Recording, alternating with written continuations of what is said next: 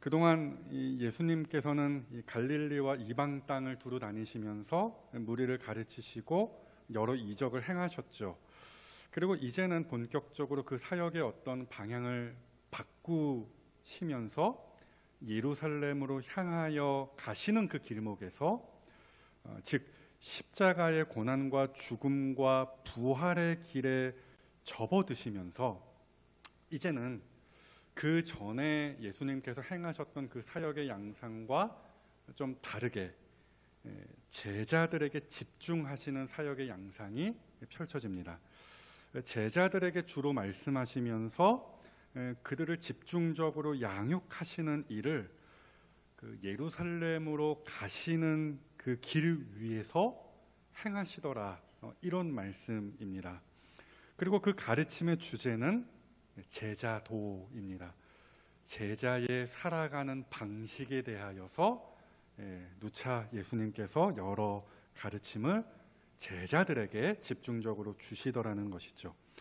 그래서 먼저 예수님께서 가르치시기를 제자는 그리스도를 알아가고 그리스도를 닮아가는 사람들이라 하셨습니다. 즉 제자의 길은 예수님의 길과 그대로 포개어진다, 이 말씀을 먼저 하셨어요. 마가복음 8장에 있는 이야기였죠.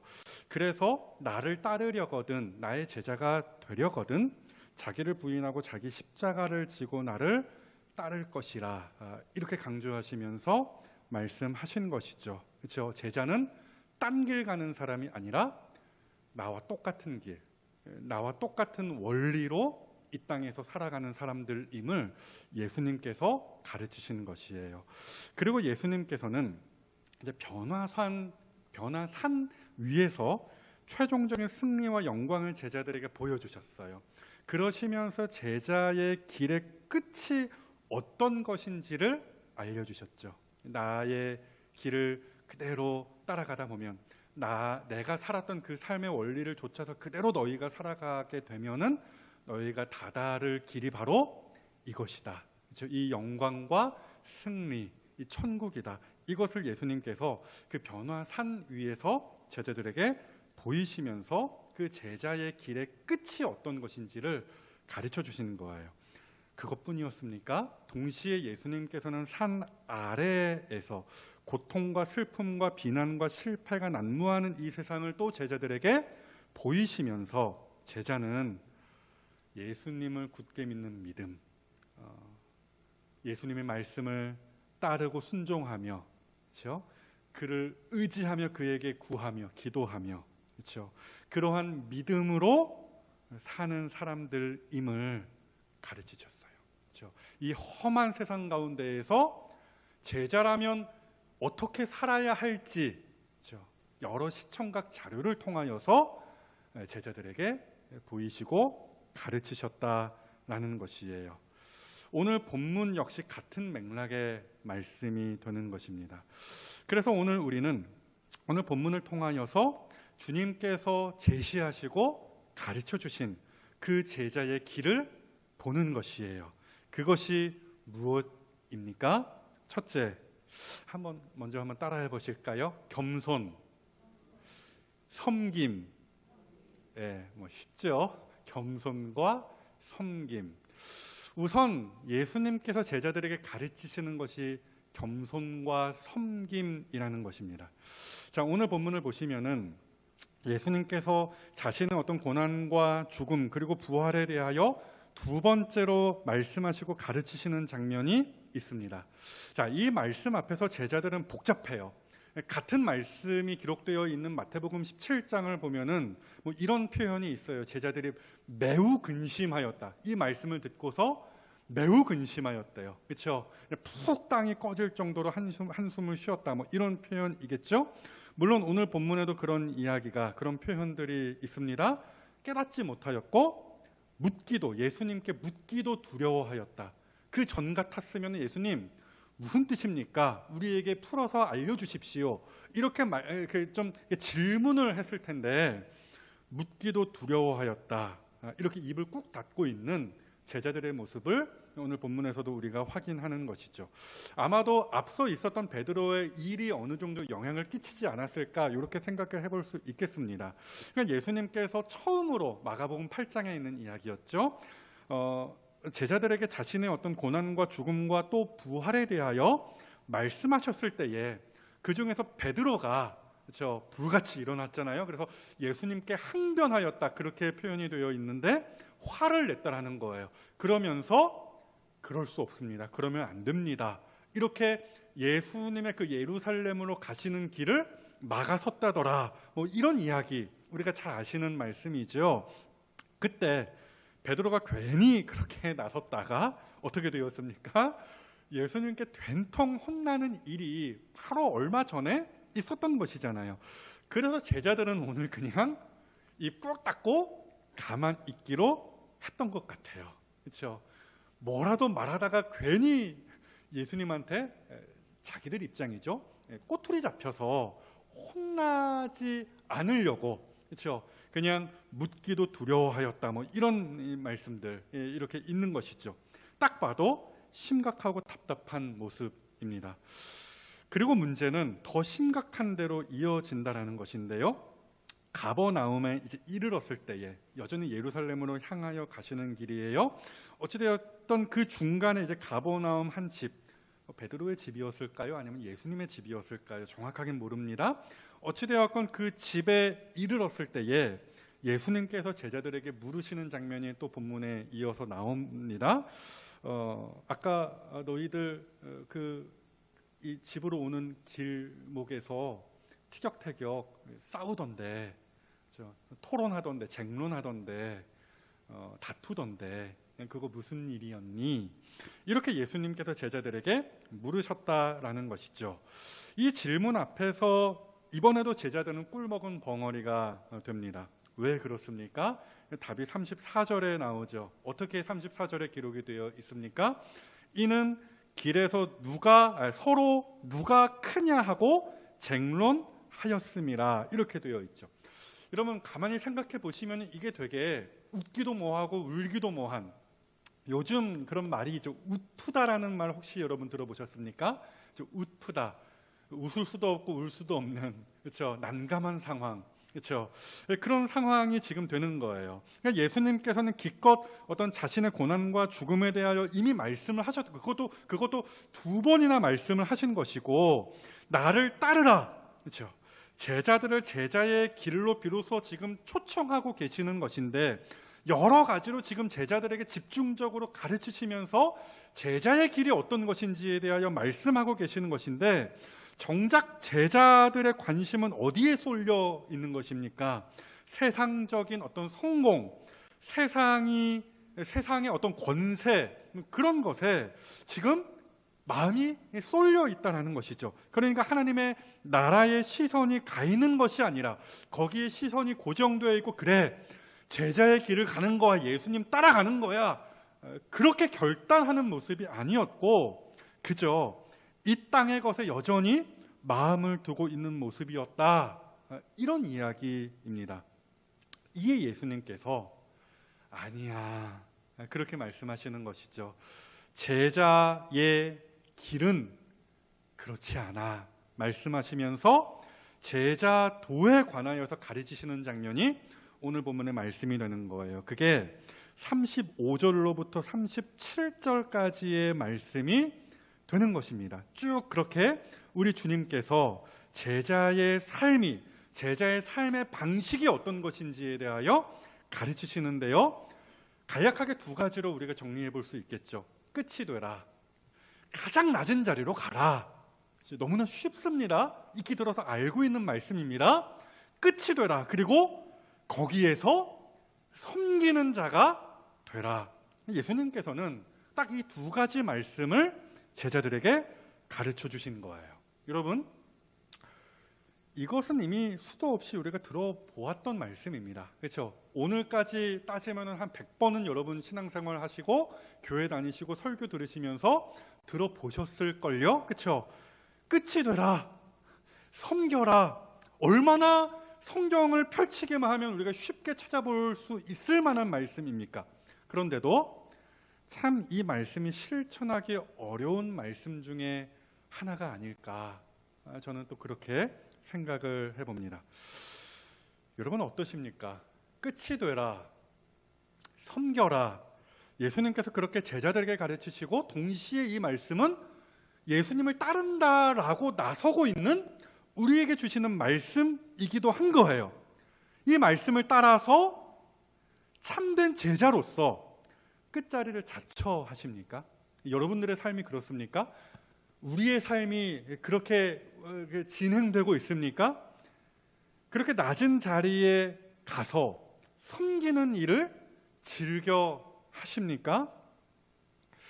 우리가 이런 말씀을 들을 때마다 다짐해요. 그렇게 살리라 하는데 작심삼일이라고 하죠. 그렇죠?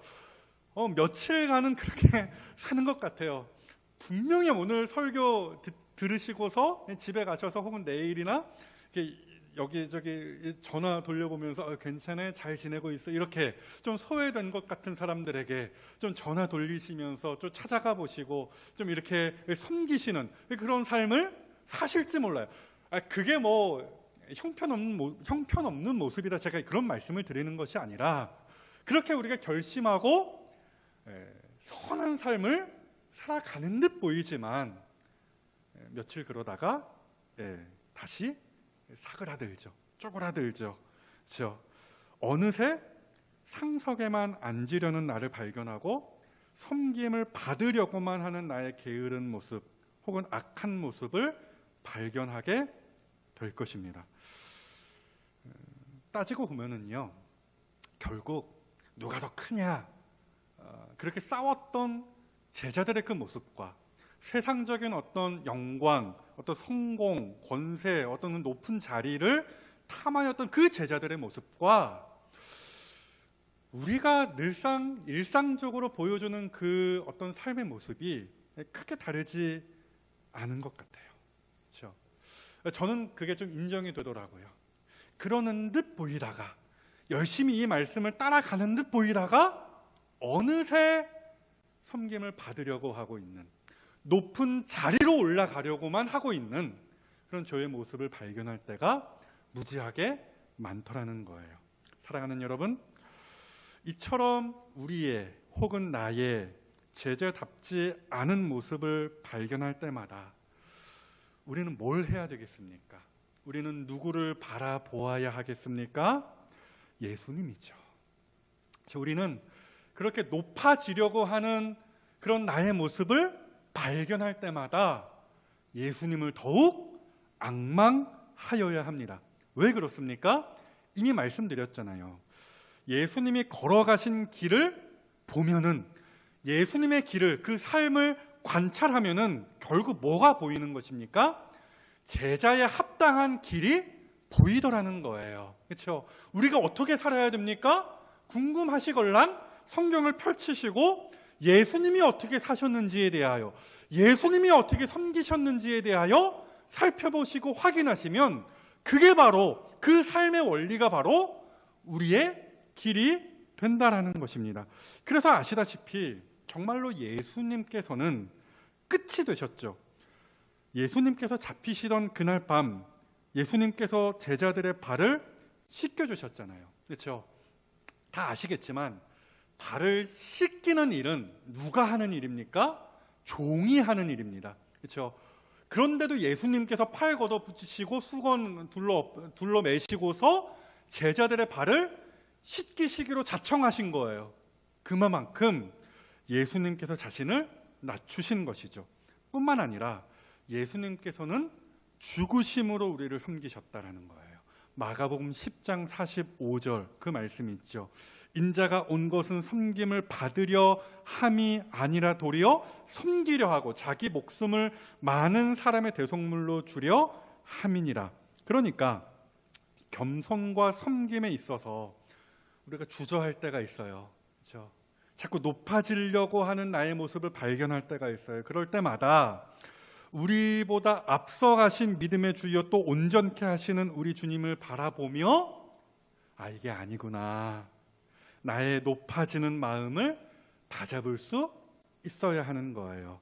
그리고 동시에 여러분 잘 보시면 오늘 본문의 말씀을 보시면은 실상 주님께서 제자들에게 그리고 우리에게 요청하신 그 겸손과 섬김의 그 제자도라는 것은 대단한 일이 아니었음을 아실 수 있어야 돼요.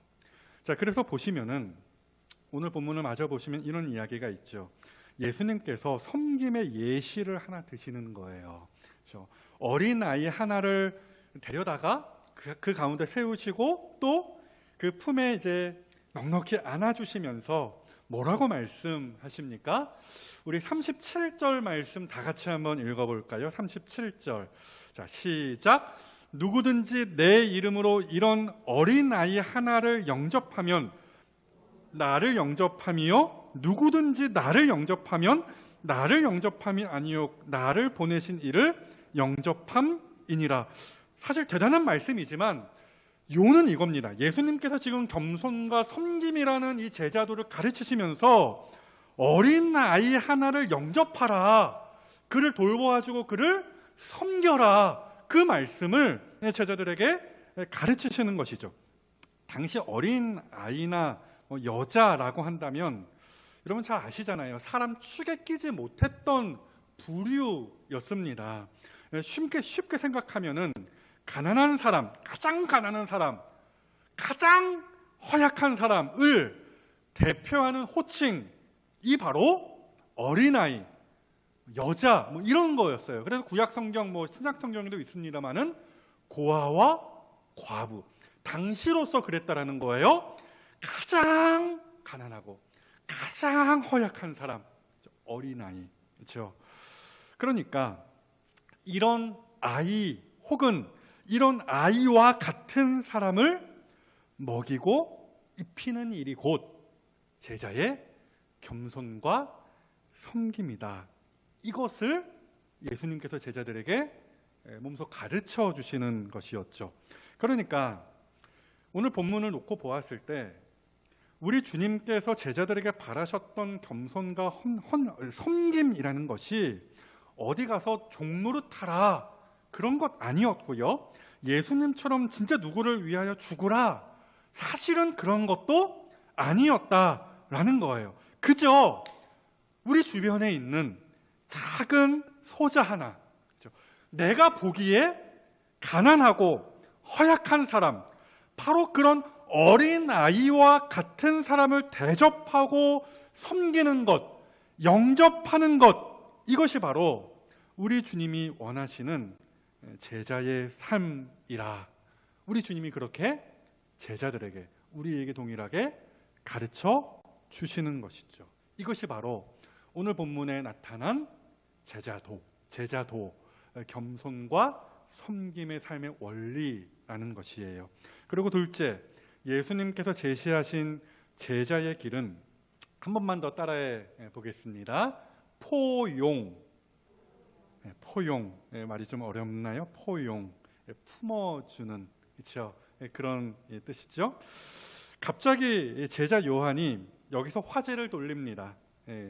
예수님께서 어린아이 이 하나를 섬기는 것, 이것이 겸손과 섬김이다, 이것이 제자도다, 이렇게 가르치셨는데 여기에서 제자 요한이 화제를 돌려서 이런 이야기를 꺼내죠. 38절 말씀입니다. 계속해서 제가 읽겠습니다. 요한이 예수께 여짜오되 선생님, 우리를 따르지 않는 어떤 자가 주의 이름으로 귀신을 내쫓는 것을 우리가 보고 우리를 따르지 아니함으로 금하였나이다. 이런 말씀을 예수님께 드립니다. 그러니까 무슨 얘기냐면은 지금 예수님을 따르고 있는 제자 그룹 밖에 있는 그 어떤 사람에 관한 이야기를 제자 요한이 지금 꺼낸 것이죠. 그 어떤 사람, 지금 이 무리, 제자 무리에 지금 합류하지 않는 그 어떤 사람이 예수님의 이름으로 귀신을 내쫓았다더라, 이 이야기를 지금 하고 있는 것이고요. 제자 요한이 그 현장을 보고서 뭐라고 이야기했다는 것입니까? 야, 너 그 어떤 사람에게, 그 사람에게 너 제자 아니잖아, 제자로 뽑힌 사람 아니잖아, 우리와 함께 하는 사람 아니잖아. 이런 일은 제자만 할 수 있는 일이야. 아무나 할 수 있는 일이 아니걸랑? 이런 식으로 말하면서 금하였다. 이렇게 자랑스럽게 당당하게 제자 요한이 예수님께 말하는 장면이 38절이다라는 말씀이에요. 여기서 우리는 제자 요한의 속내를 좀 들여다볼 수 있는 것인데요. 그러니까 귀신을 쫓는 일은 예수님께 직접 부르심을 받은 우리 예수님의 12제자, 소위 명찰 단 사람만 할 수 있는 일이라, 이렇게 생각하는 특권의식, 이것이 제자 요한의 속내였던 것 같아요. 그리고 동시에 제자 요한 안에 시기심이라는 것도 많이 작용을 한 것으로 보입니다. 일단 제자들에게 실패에 대한 아픈 기억이 하나 있지 않습니까? 바로 오늘 본문 직전에 있었던 일이었죠. 변화산 사건 직후에 제자들이 귀신을 내쫓는 일에 실패했던 것, 여러분 기억하시죠? 그렇죠? 그래서 귀신 들린 아들을 둔 아버지가 예수님께 달려 나와서 이렇게 직구하는 장면이 저 바로 앞에 있는 9장 18절에 기록이 되어 있지 않습니까? 그들이, 그렇죠? 내가 예수님 안 계셔서 예수님의 제자들에게 귀신 쫓아내달라 부탁하였지만 그들이 능히 하지 못하더이다. 그러니까 요한의 심경이라는 것은 우리는 못했는데 저 사람은 하네, 이런 것이었죠. 요한에게 이런 시기심도 팽배했을 것입니다. 하여튼 여러 가지 복잡한 심경이 작동하고 맞물려서 또 요한이 거기 휘둘린 결과 금했다, 그 사람과 말하자면 갈라섰다, 그렇게 요한이 말하고 있는 것입니다. 모르겠습니다. 아마도 요한은 제자들이 혼나는 가운데에서 예수님 저는 잘했죠, 이렇게 말하는 것 같아요. 누가 더 크냐의 싸움을 계속 여기에서 이어가고 있는 것으로 저는 보았습니다. 어찌되었건 이게 예수님께서는 요한아, 그건 역시 아니다, 제자의 길이 아니다, 이렇게 말씀하시는 거예요. 네가 잘못 생각하고 있다, 이렇게 말씀하시면서 39절, 40절 제가 한번 읽어보겠습니다. 예수께서 이르시되 금하지 말라, 요한이 잘못 생각했다, 이렇게 말씀하시는 것이죠. 내 이름을 의탁하여 능한 일을 행하고 즉시로 나를 비방할 자가 없느니라. 우리를 반대하지 않는 자는 우리를 위하는 자니라. 말이 좀 어렵게 번역이 되어 있는데 이게 무슨 말씀이냐면 예수님의 말씀이 이런 거예요. 그 사람, 그 어떤 사람, 요한 네가 얘기했던 귀신을 내 이름으로 쫓았다고 이야기했던 그 어떤 사람 우리 편이야, 그 말씀을 하시는 거예요. 따지고 보면은 우리랑 같은 길을 걷고 있는 사람이야, 이 말씀을 하시는 것이죠. 그러니까 요한의 말대로 그 사람은 우리를 따르는 사람은 아니었어요. 그렇죠? 이 제자의 무리에 속한 사람은 아니었습니다. 실제로 그 예루살렘으로 향하는 그 길을 같이 걷는 사람은 아니었다라는 거예요. 그럼에도 그 사람은 분명 예수님에게서 은혜를 받은 사람이었고 예수님의 이름을 전하는 사람이었고 예수님의 이름으로 귀신을 내쫓는 일을 행하는 사람이었다라는 것이죠. 그렇다면 포용해야지, 서로 격려하고 혹시 서로 필요한 것이 있다면 채워주고 협력하는 것이 맞다, 이 말씀을 예수님께서 오늘 하시는 것입니다. 그래서 여러분 41절 보세요. 41절 같은 맥락의 말씀입니다. 41절 우리 다 같이 한번 읽어볼까요? 시작. 누구든지 너희가 그리스도에게 속한 자라 하여 물 한 그릇이라도 주면 내가 진실로 너희에게 이르노니 그가 결코 상을 잃지 않으리라. 무슨 말씀입니까? 가령 이런 거죠. 저 사람은 나와 색깔이 달라, 저 사람은 내 생각에 동조해주지 않아, 저 사람은 내 편이 아니야, 이렇게 선을 진하게 그어버리고 그 어떤 사람에 대하여서 고약하게 굴면은 그거 제자의 삶에 합당하지 않다. 그 말씀을 주님이 하시는 거예요. 혹 나와 다르더라도 그가 그리스도에게 속한 자라고 한다면, 조건은 딱 하나죠. 우리 주님께서 제시하신 조건 딱 하나입니다. 그리스도에게 속한 자, 딱 그거 하나입니다. 그렇다라고 한다면 물 한 그릇, 그죠? 힘써 그의 필요를 채워주고 도와주고 협력하는 것이 제자의 삶에 합당한 것이다 라고 말씀하시더라는 것이죠. 사실 한국 교회에서 찾아보기 힘든 모습이 바로 이런 것이 아닐까 저는 생각을 해보았습니다. 우리 교회가 최고, 이런 거요. 우리 교회 되게 좋은 교회입니다. 그럼에도 우리 교회만 최고, 이렇게 생각하면서 주변 교회와 경쟁하는 것, 그렇죠? 실제로 제가 옛날에 청년 시절에 청년들과 같이 이렇게 우리 교회 주보나 전도지를 가지고 전도하러 나갔거든요. 동네를 막 돌아다니면서 전도하는데 실제로 교회로 전화가 왔어요. 뭐라고 전화가 왔냐면, 그 교회 청년들이 우리 교회 근처에 와서 전도를 하더라. 그렇게 하지 못하도록 해주십시오. 그렇죠? 나와 발이라고 하죠, 전문 용어로. 그렇죠? 침범했다는 거예요.